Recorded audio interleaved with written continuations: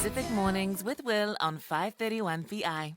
It is 11 minutes past 8 o'clock. This is Pacific Mornings on 531 PI. I'm William Terite. It's great to have your company. Now, New Zealand's international development sector is urging the government to boost aid spending in the Pacific, particularly for climate finance ahead of the 2025 budget. Now, in an open letter to key ministers, the Council for International Development is calling for an increase from $325 million to at least $558 million next year and up to $1.7 billion by 2035. Now, all this comes, of course, as major donors like the United States and several European nations have recently cut their foreign aid budgets. Council for International Development's Executive Director Peter Rudd joins me this morning. A very good morning to you. Good morning, William. Great to be here.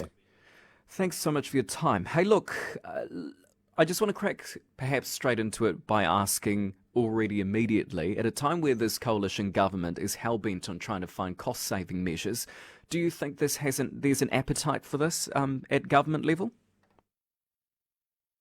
Well, I think there needs to be an appetite, and if it's not there, it certainly urgently needs to be addressed. I think, our climate and development spend is really important for our country in terms of delivering better outcomes for the world's most vulnerable, particularly across the Pacific.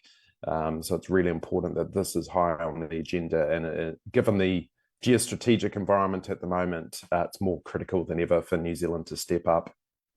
Indeed, yeah, I couldn't agree more. Playing devil's advocate here, though, just for a second, I mean, that is a significant, some would argue, significant suggestion in terms of increase in funding. But it's needed, isn't it? Because, as pointed out, we are seeing countries around the world slowly starting to pull away from foreign aid, and, obviously the United States under the Trump administration. We are, unfortunately and regrettably, there's definitely a lot of retraction going on, obviously with USAID, now with out of the UK and other parts of Europe as well, shift towards defence over development. In our case is that we definitely can afford it. New Zealand is our international development spend is actually very low. It's about 1% of our total spend, and people are surprised by that when you talk to them in the street. They usually think it's 5-10%. No, it's around 1%. New Zealand could certainly do more, and we will need to do more now that these vacuums are opening up, particularly across the Pacific. Yeah, certainly. Let's talk about the open letter now, more specifically. I mean, who's it addressed to, and ultimately, what's the aim? Yeah, so this was a coordination sit as the peak body for the development sector here, and a number of our members are signatories on this letter. It was addressed to the Foreign Minister and the Minister of Finance, and the Minister of Climate Change. Essentially, we're calling for World Vision and Oxfam have produced a report around New Zealand's climate finance commitments. Our current funding is actually coming to an end at the end of this calendar year, end of 2025.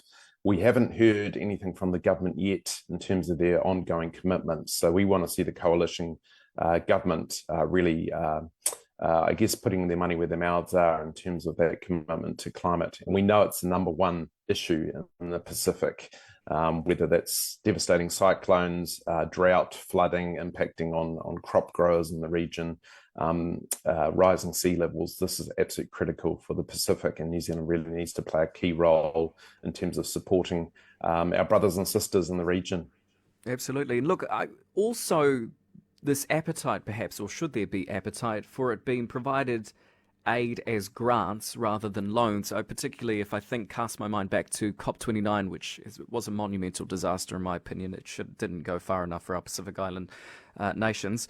This prospect or idea that we're handing out grants is better than slapping loans on these small island nations, right? Well, as you know, William, they are already indebted, a lot of the Pacific Islands, and beholden to that debt, which doesn't place them in a strong economic situation at all. So New Zealand's grant initiatives are very world-leading in some regard, and it creates more of a level playing field, so that those Pacific nations that are very small can absorb the funding and actually do good with that funding. And the grant model is certainly the way to do that. Keen for your frank assessment. You choose how frank you want to be here. But, if we just had the Secretary of State, Marco Rubio's former chief of staff, on just before you, and he insisted that, the United States is not turning its back on the Pacific, but it's contrary to that. I mean, the US is pulling foreign aid. So what do you make of what's, happening with the Trump administration and foreign aid, or lack thereof? Yeah, I mean, it is in terms of it is early days, and in some ways it's hard to know what the future will hold. But certainly, we're already seeing from partners in the region, both in the Pacific and globally, that it's having a devastating impact. According to research, around 100 direct programs in the Pacific have been cut essentially overnight.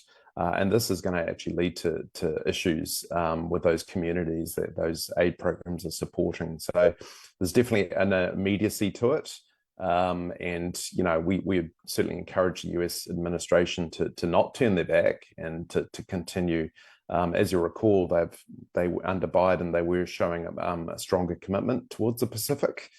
And we're making some a pathway towards that. We want the Trump administration to continue that journey, and we think it's really critical. And it's actually in US interest as well to support the Pacific and other parts of the world through the aid program. That's right, and I just want to quickly pick up on that point there. I mean, President Joe Biden did pledge over $1 billion in new aid for Pacific Island Forum countries during his presidency. Now, we've heard from Baron Wanga of the Pacific Island Forum that is now up for review by the United States. It almost seems as though it's pointing as, that funding is just going to be slashed and burned. It would be devastating, wouldn't it? I mean, what would be the consequences of such actions?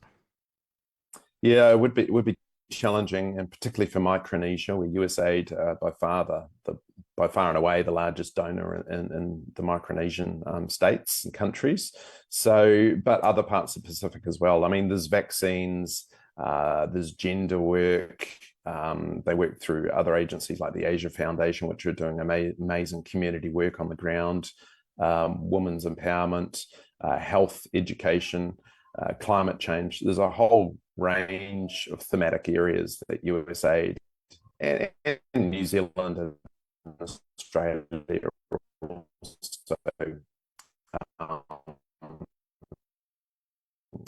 support in the region. And it would be devastating. We need operating and doing their good work. Yeah, certainly. Hey, look, before we wrap it up, I mean, how do we ensure that this doesn't, I'm sure that the ministers get open letters, I mean, time and time again. I mean, how do we ensure something as important as this does not fall on deaf ears? And obviously we liaise with the MFAT and Winston Peters' office regularly, but I think all eyes need to be on this, and that's why we have sort of shared it with the Minister of Finance and Minister of Climate Change as well. But to be honest, it should be an all-of-government approach. We are talking about New Zealand's security at this, and the other takeaway I would say, I've heard some talks around lifting our defence spending up towards 2% of GDP. But you can't have defence without development. So it's absolutely critical. If the government is going to support defence with further funding, they're also going to have to support development, because our members, the NGOs, they work in those communities, they work at that village level, and that's how you affect change. It's not always at the top level. It's actually at that village community level. The talanoa and the good work that our NGOs can do in the region is really critical to supporting New Zealand's long-term peace building in the Pacific. Yeah, absolutely. Well, that's the Council for International Development's Executive Director, Peter Rudd. Thank you very much for your time this morning and the important work you guys do as well. Really appreciate it. Kia ora. Thank you.